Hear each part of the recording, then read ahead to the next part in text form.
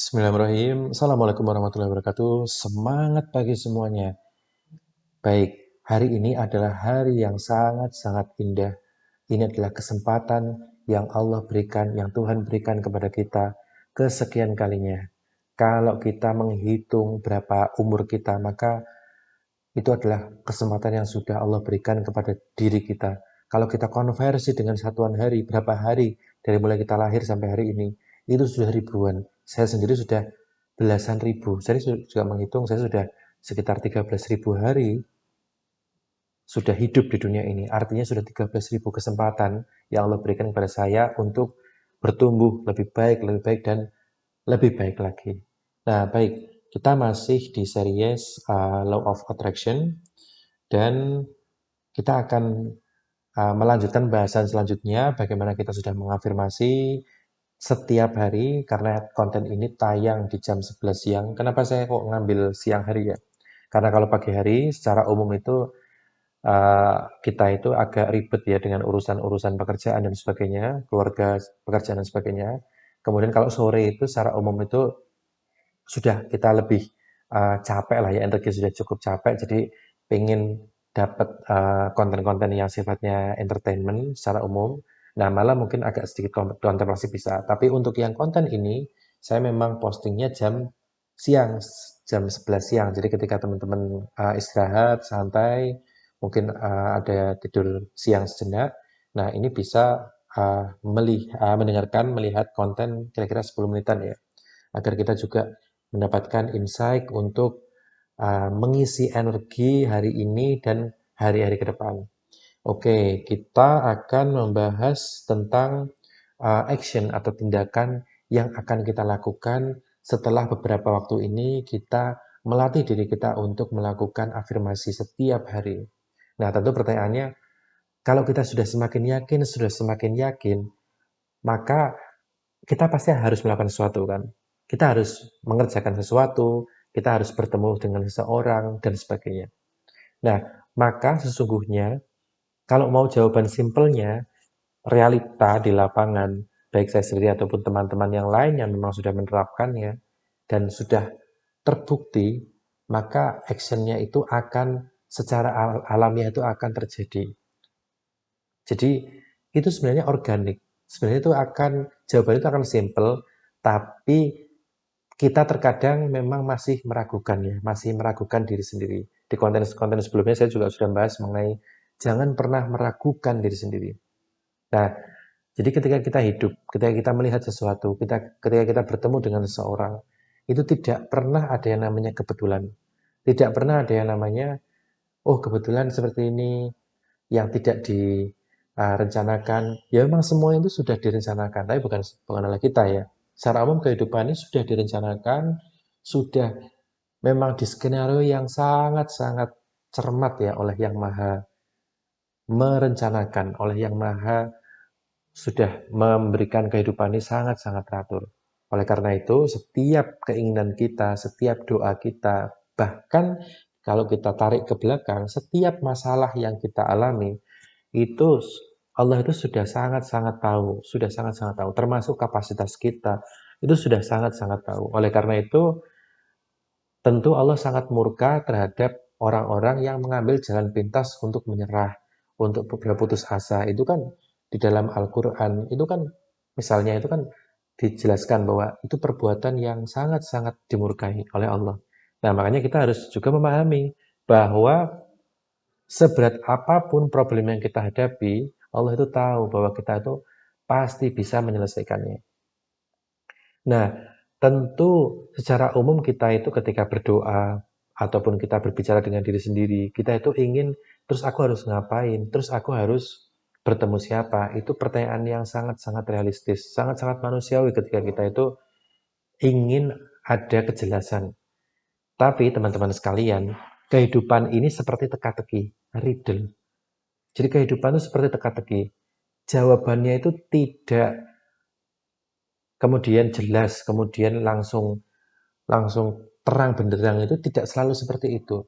Seringkali ini seperti teka-teki, bahwa kehidupan ini harus kita pecahkan, kita harus melihat di sekitar kita, oh kira-kira kita ketemu siapa ya, itu tanda-tandanya itu akan ada ya. pelan-pelan tuh akan jelas. Tiba-tiba misalnya kalau di sosial media ketika kita sedang membutuhkan apa, tiba-tiba muncul konten yang memang kita butuhkan.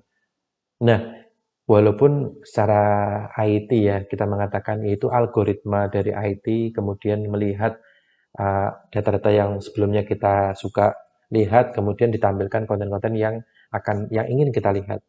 Tapi juga algoritma itu kan juga cara Allah di mana mengarahkan misalnya konten ya atau sosial media itu untuk menunjukkan kepada kita. Bisa jadi satu seperti itu. Kemudian yang kedua, tiba-tiba kita dihubungi oleh seseorang yang memang itu kita tidak bayangkan, tidak terpikirkan ya, di japri atau mungkin di telepon dan sebagainya. Itu juga hal yang memang, oh kok bisa ya seperti itu ya.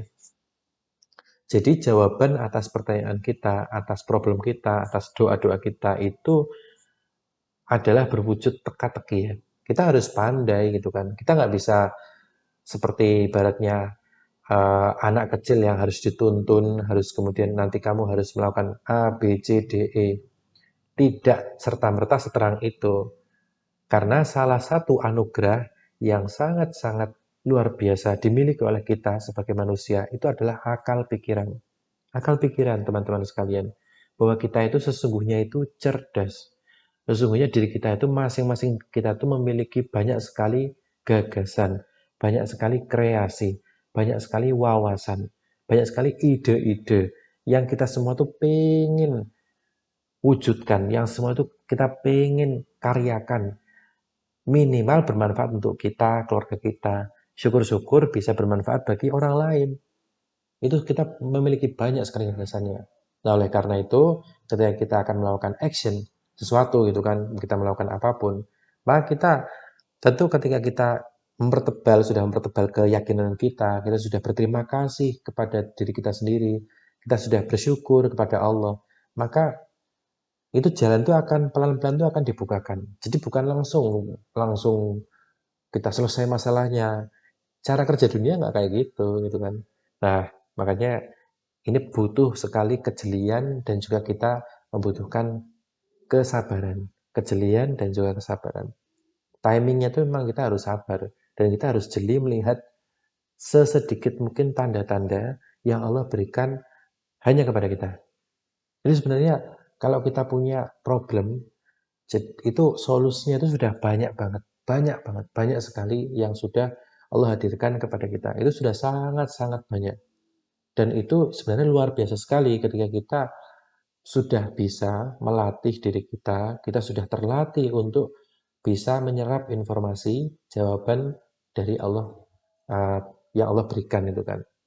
Kalau dalam Islam itu ada namanya ayat qauliyah dan ayat kauniyah. Ayat qauliyah itu adalah tanda-tanda yang memang itu dari Allah, yaitu adalah apa? Al-Quran. Qauliyah itu Al-Quran. Jadi kalau ada juga sebagian orang-orang yang mereka itu ketika bingung, butuh problem, mereka itu membuka Al-Quran. Mereka mencari jawaban di sana. Itu juga bisa.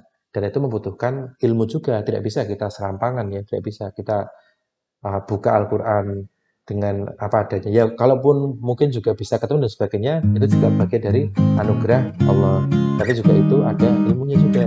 Kita juga bisa mengaji dan sebagainya.